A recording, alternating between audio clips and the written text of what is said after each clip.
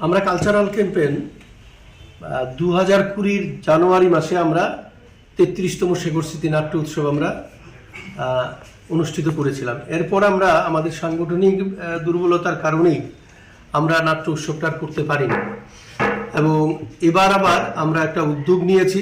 খোয়াইয়ের মানুষের সাহস এবং তাদের পাশে থাকার একটা অঙ্গীকার আমরা পেয়েছি। তো আমরা করব আগামী 22শে ডিসেম্বর থেকে 25শে ডিসেম্বর 4 দিনব্যাপী নাট্য উৎসব অনুষ্ঠিত হবে। এখানে আমরা ত্রিপুরা রাজ্যের আমরা স্বাগতিক দল আমরা প্রথম দিন উদ্বোধনী দিনে আমরা করছি, তার পাশাপাশি আরও 6টি দল ত্রিপুরা রাজ্যের আর একটা দল কলকাতা।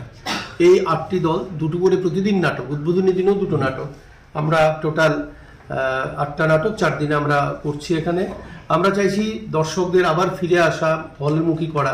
এক্ষেত্রে আমাদের যা যা করার আমরা চেষ্টা করছি। আপনাদের মাধ্যমে এটা গেলে আরও বেশি ফলপ্রসূ হবে আগামী দিন। এই খোয়াইয়ের মাটিতে আবার মানে নাটকের যে একটা বড় জায়গা খোয়াইয়ের ছিল, আমরা চাইছি সেই জায়গাটায় আমরা যেন আবার ফিরে যেতে পারি।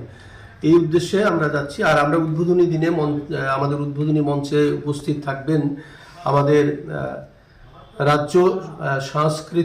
রাজ্যভিত্তিক সাংস্কৃতিক উপদেষ্টা কমিটির ভাইস চেয়ারম্যান সুব্রত চক্রবর্তী এবং খোয়াই পুর পরিষদের চেয়ারপারসন শ্রী দেবাশিস নাথ শর্মা মহোদয়।